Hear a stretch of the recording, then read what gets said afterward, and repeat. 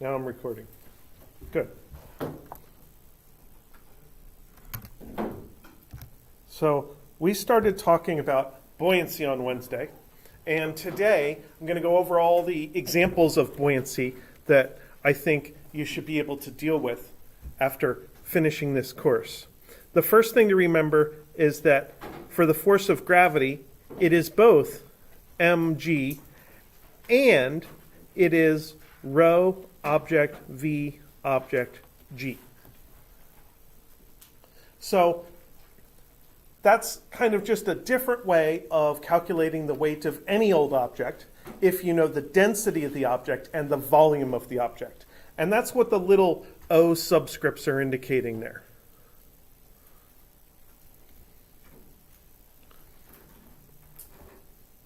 And then the force of buoyancy, on the other hand, is a similar formula, but it's the density of the fluid and the volume displaced G. So that is displaced fluid. So on Wednesday, I showed you the three basic force diagrams that involve buoyancy. All of them have a downward gravity and an upward buoyant force. The question is there another force, and what direction is it? So the easiest case is the floating object,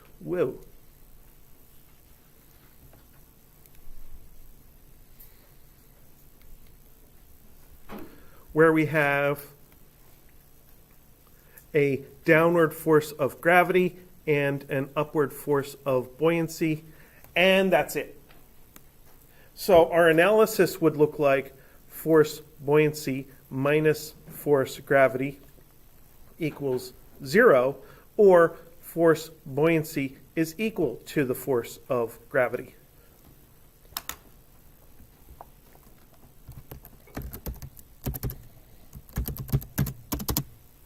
So as an example,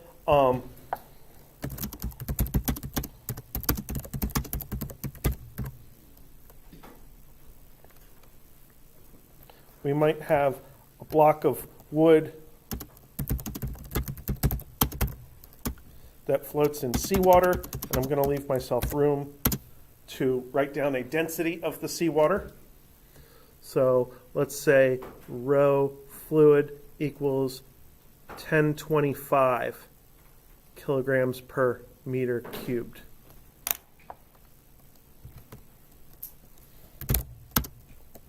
And for this particular block of wood, let's say 15%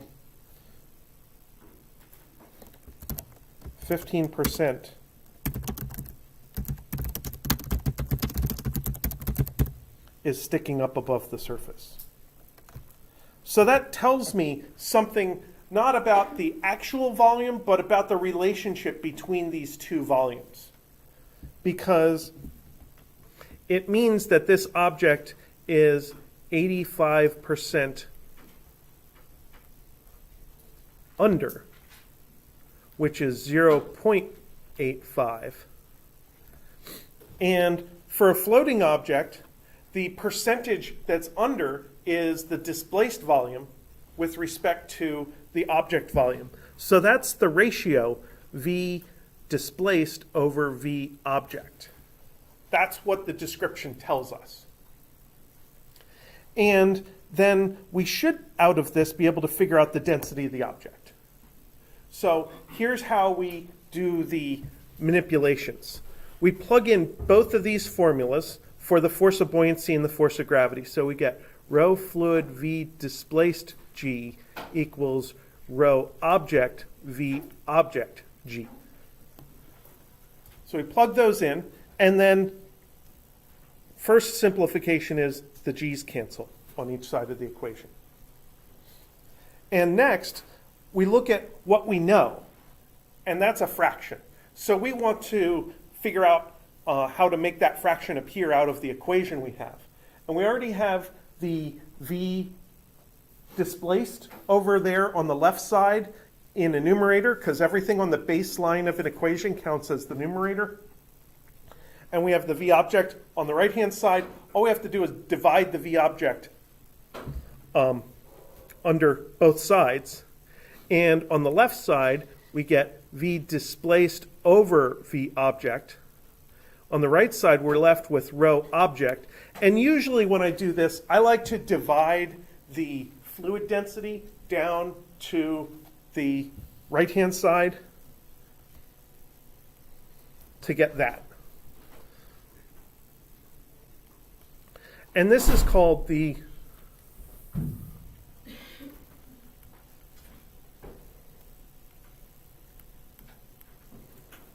relative density of the object with respect to the fluid.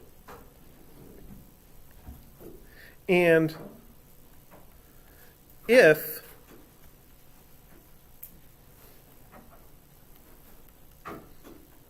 the fluid is water,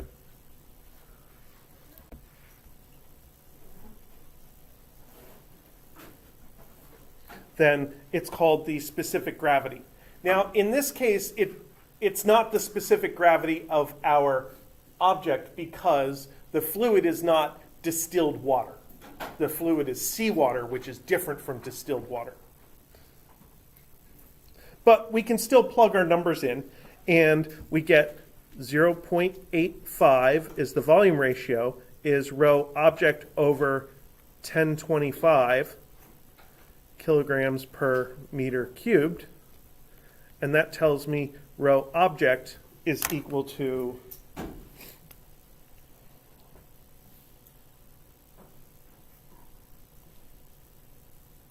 0.85 times 1025 is 871.25. 871.25 kilograms per meter cubed.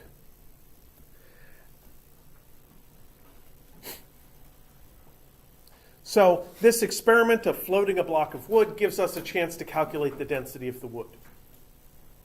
And that's kind of the summary of that. If we did want to know the specific gravity,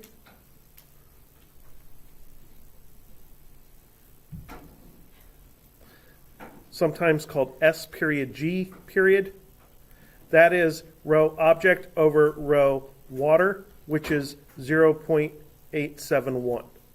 Because the density of pure water is 1,000 kilograms per meter cubed.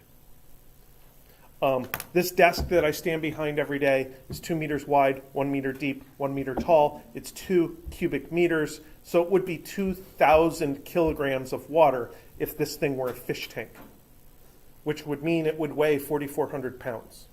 So it would be a pretty heavy fish tank. You would want to make sure that your floor can withstand holding 2 tons of stuff if you wanted to put in such a large tank. So that's the floating object. Any questions about the floating object? Cool. So,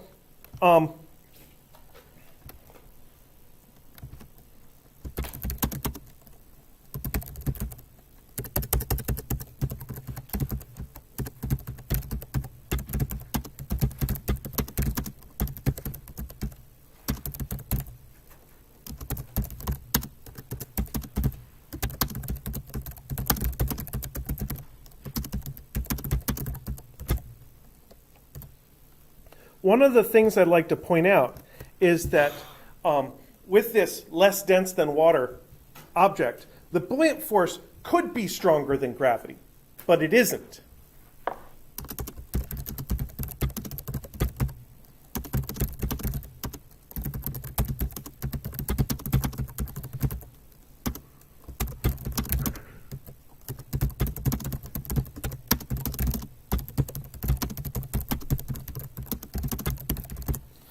What happens instead of having this super strong buoyant force is the object bobs up to the surface and floats. And that displaced volume is only a fraction of the object volume.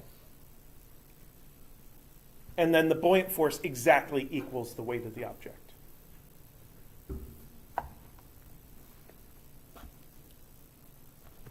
So that's a way of thinking about the difference between how strong a force could be and how strong a force is in a given scenario. We have the same problem with the static friction force, because when you do mu times the normal force, it tells you how strong the static friction force could be at a maximum, but it doesn't tell you how strong the static friction force is in that exact situation, because the static friction force varies. The static friction force is only as strong as it absolutely has to be in order to keep the object static. All right.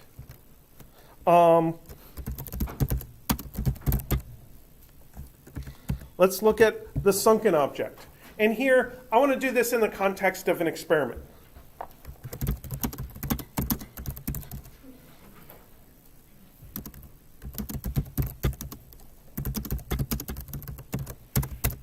So let's say that I weigh an object two ways.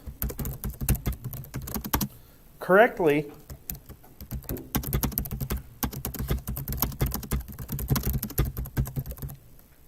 I'm just going to hang it from a string and measure the tension.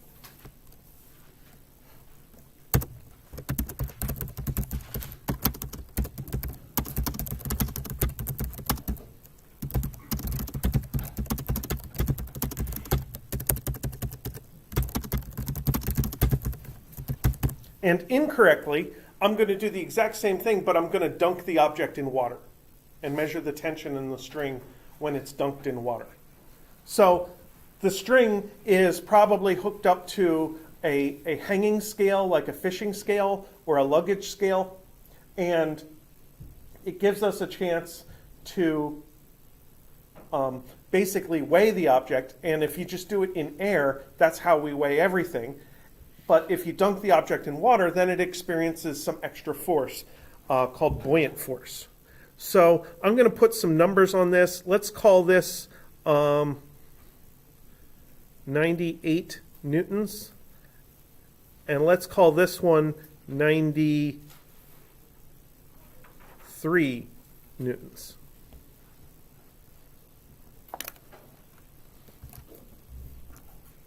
So then,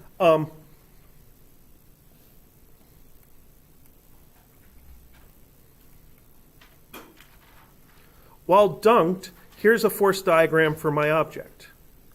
There is the force of gravity, and then there is the force of tension, and then there's a force of buoyancy. And I have enough information to put numbers on all these. First of all, the easy one. This is exactly the second situation. And the second situation says the tension is 93 newtons. So I know that this is 93 newtons. Second part, bless you. Second part is the deduction. When I weighed the object in air, the tension was 98 newtons. That is the force of gravity. Being underwater doesn't change the actual weight of an object, doesn't change the force of gravity on the object, so we can keep using that number. And that tells me that I can figure out the force of buoyancy pretty easily. Hopefully you can see that the force of buoyancy has to be 5 newtons.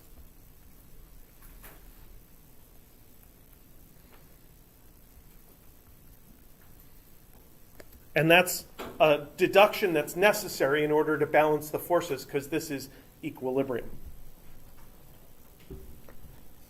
So now I know a bunch about the object and the forces, but I may want to know the density of the object. That's what we got out of the wooden blocks scenario. We observed the block, saw how much was sticking above the water, and eventually deduced the density of the block. I want to use this information to deduce the density of the heavy object. And for that, I need to remember my two formulas. The force of gravity is the rho object v object g, and the force of buoyancy is rho fluid v displaced g.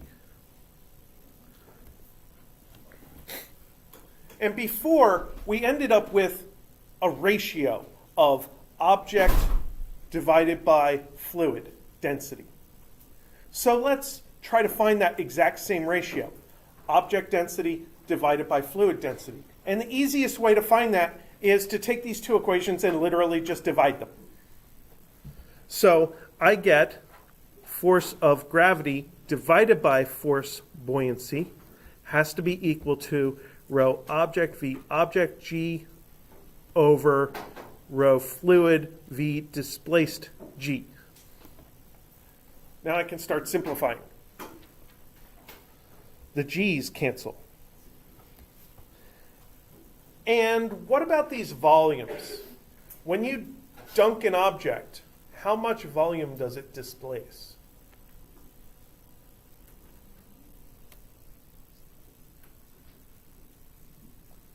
Displaced volume is all of the water that is pushed out of the way in order for the object to be there.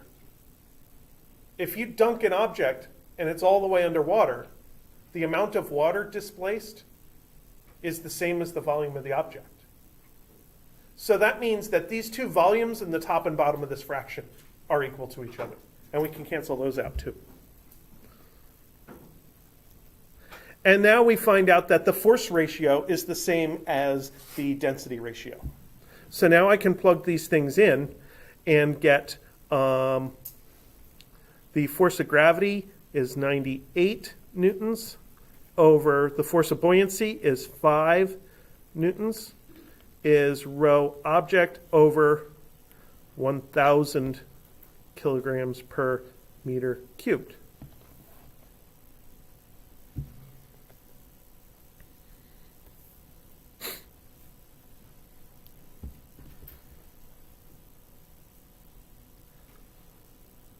So this number is 19.6. And since it is the ratio of the object density divided by the water density, that is the specific gravity of this material.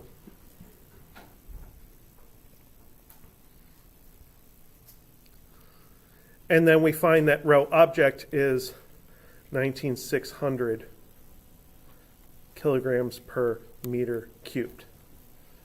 That's a heavy, heavy object.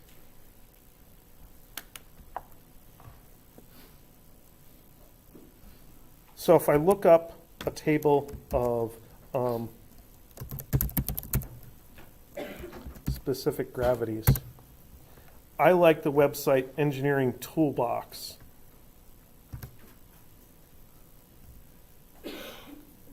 And we can look down this table and see that most things have a specific gravity somewhere between 1 and 10. Copper is heavy, has a specific gravity of almost 9.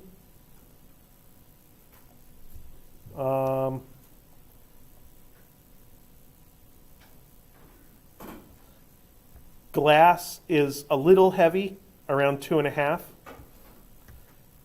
Here's one. Pure gold, 19.3. That's actually what I was going for in the example. It came out to 19.6, but that's just because I rounded off my numbers. So gold is heavy stuff. This experiment would allow us to differentiate between gold and another material such as lead. Lead is also very heavy, but it only has a specific gravity of 11.4. So we would definitely be able to tell the difference between super heavy gold and not quite so heavy lead. And there's this old story of Archimedes or some scientist dipping a king's crown in water and weighing it both ways in order to tell the king whether the crown was truly made of gold or not. And I presume what happened is the scientist scraped off some of the gold and kept it, and then blamed it on the goldsmith. So the goldsmith got executed, and the scientist got to keep some gold. At least that's how the story goes in my mind. So that's the typical example of a sunken object. We need some extra support force in order to hold up the object because it's heavier than water.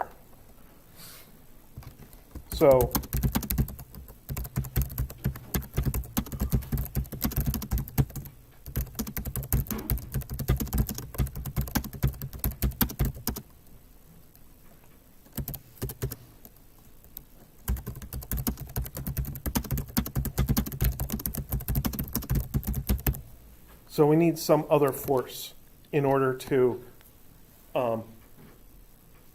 keep the heavy object stationary.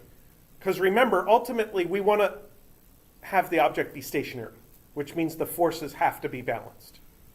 So this strong gravity force has to be fought off by some other forces. And it's not buoyancy by itself. It must be buoyancy plus an extra partner. That's the normal force or the tension force. Okay, so that's 2 out of 3 examples. Any questions about the sunken object? Pretty straightforward. Okay, now for the last example. If you do have a heavy object and you don't want it to sink, then you can put it on a boat, in which case the boat gains extra buoyant force to make up for the cargo.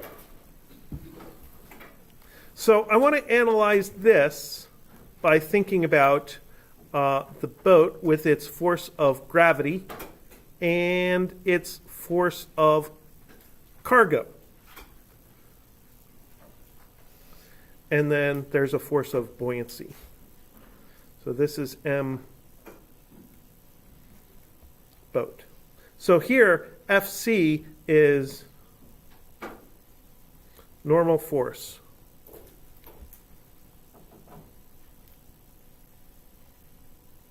From the cargo. And I'm just calling it C to mentally tie that to the idea of cargo so I know what I'm talking about. So if I do my Newton's second law for this, it's force buoyancy minus force cargo minus force gravity equals 0. So this is the force of buoyancy is equal to the force of gravity plus the force of the cargo. And the force of gravity is the mass of the boat times g. And the force of the cargo is the mass of the cargo times g.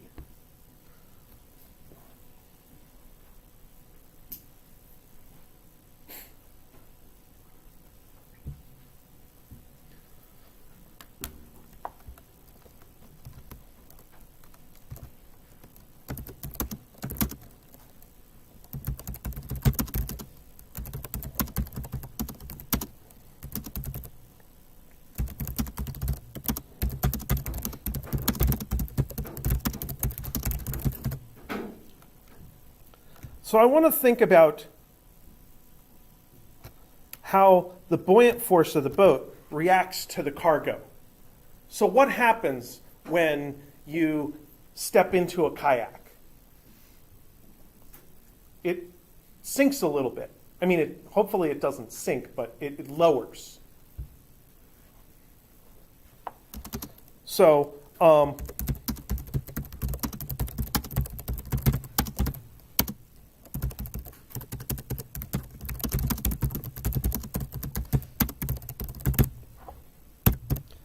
So what ends up happening when you step into a boat is the boat lowers in the water a little bit so that the buoyant force can increase to offset your normal force in order to hold up your weight. So I want to think about exactly how much that is. So I want to think about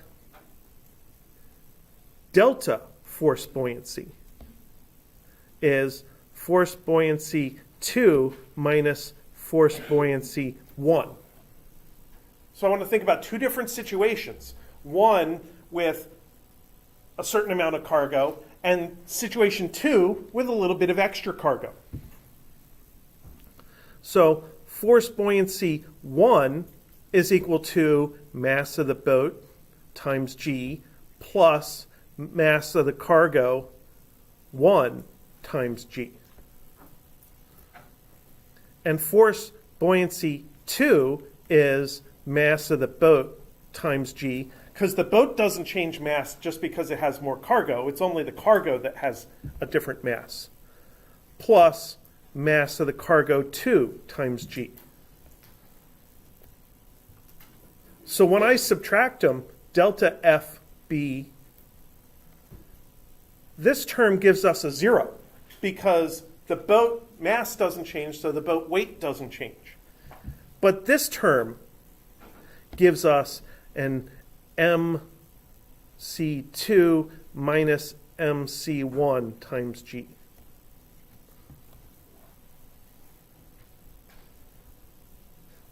So delta force boat is equal to delta mass of the cargo times G.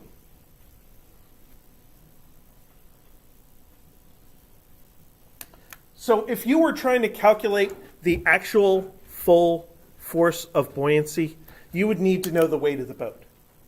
But if all you care about is how much the buoyant force changes, then you don't need to know the weight of the boat, because the change only depends on the other things that are changing in the equation.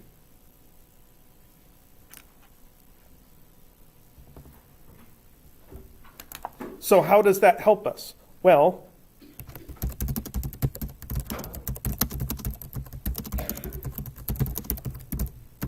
the buoyant force is caused by displaced fluid. So we do know that the force of buoyancy is equal to rho fluid v displaced times g.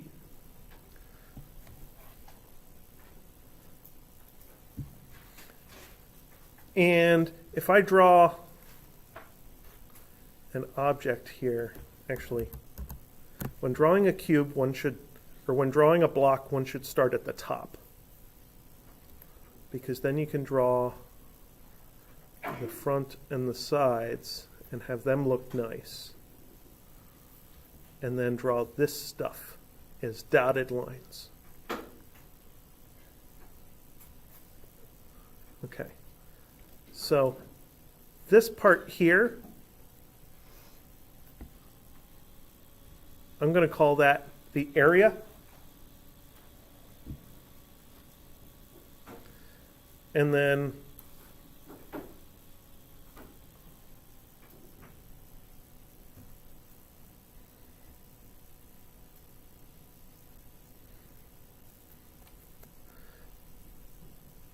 this part here, all of that stuff, that's the volume displaced, and this distance here is called the depth. And this kind of object that has a footprint, a particular area, and the same area exists throughout the entire height of the object, it's called a prism-shaped object. And for a prism-shaped object, the volume you can calculate is equal to the area times the height that you're talking about. If you want the volume of the entire object, you would take the area, the footprint area, times the entire height of the object. But if you just want the displaced volume of the object, then you just take the area times the depth, the part of the object that's underwater. So that gives us a slightly different formula for the buoyant force. That is rho fluid times A times D times G.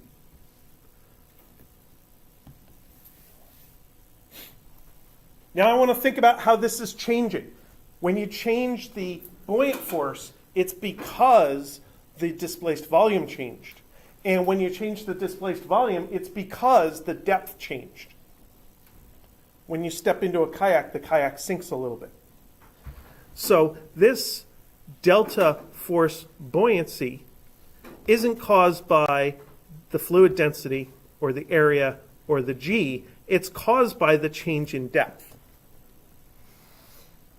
The only thing in that expression that's changing is D, the depth of the object.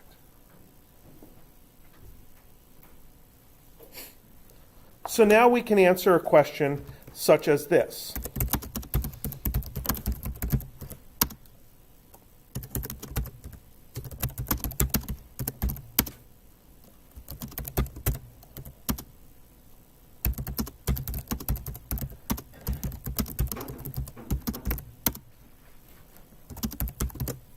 how much cargo does it take to make a typical barge sink by 1 centimeter?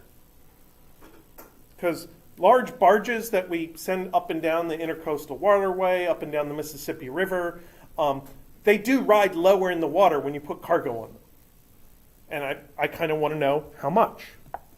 So the first thing I need to know is A, and that is 200 feet by 35 feet.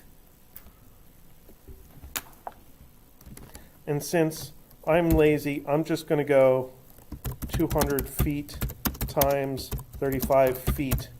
And Google tells me that is 650 square meters. 650 meters squared. Delta D is 0.01 meters because I'm talking about making the barge lower itself by 1 centimeter. So that's enough to calculate delta force buoyancy in order to cause this 1 centimeter drop. So that would be 1,000 kilograms per meter cubed times 650 meters squared times 9.8 newtons per kilogram times 0.01 meters. And I put all of that together. 1,000 times 650 times 9.8 times 0.01, and I get 63,700 newtons. Now, I've been doing physics a long time, but I still don't have a good sense of how big a newton is in my mind. I see a number and I'm like, I have no idea how big that is. But what I do know is that delta force buoyancy is equal to delta mg, delta m cargo. In order to achieve that change in the buoyant force, we have to add extra cargo. And this tells us that the delta M cargo is 63,700 newtons over 9.8 newtons per kilogram, which is 6,500 kilograms.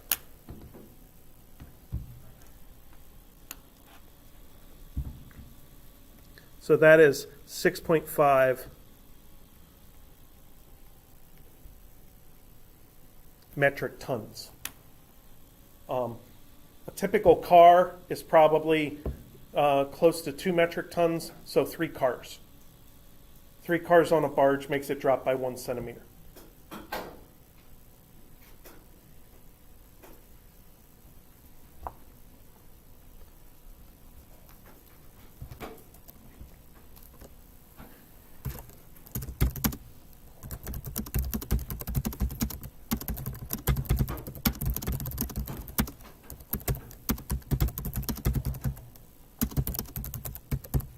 If you wanted to lower the barge by a full meter, that would be 650 metric tons of cargo, which is a lot more than any truck can carry on regular roads.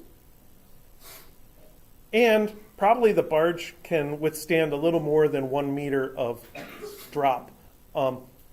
Is anybody familiar with barges? Because I don't know.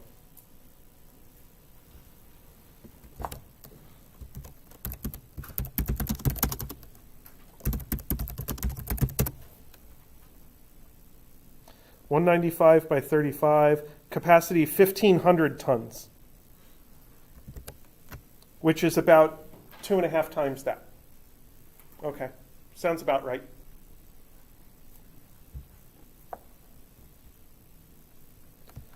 So here we started out thinking about the boat and how its buoyant force has to be a little stronger to make up for the cargo. And then just to mix things up a little bit, we don't just want to think about the actual buoyant force, but how does the buoyant force change as we change the experimental conditions? And since the first term in the equation doesn't change at all, the mass of the boat times g, it didn't actually affect our result. It's only the changing cargo that changed the buoyant force. Then we look at a similar thing for the source of the buoyant force and got a similar formula for the change in buoyant force, how it relates to the extra depth of the object. And by relating those two to each other, we can figure out how the changing cargo causes a changing depth of the boat. And I did this example. Your actual homework 4B that I'm going to post this afternoon is going to have a slightly different example of cargo on a boat. So do keep your eyes open for the second homework 4, second of 3, I think, by the time the exam rolls around. It'll be like 4 or 5 questions on buoyancy. It's not a big homework addition, just a couple more questions to work on. And that's what I have about buoyancy. Questions? Cool.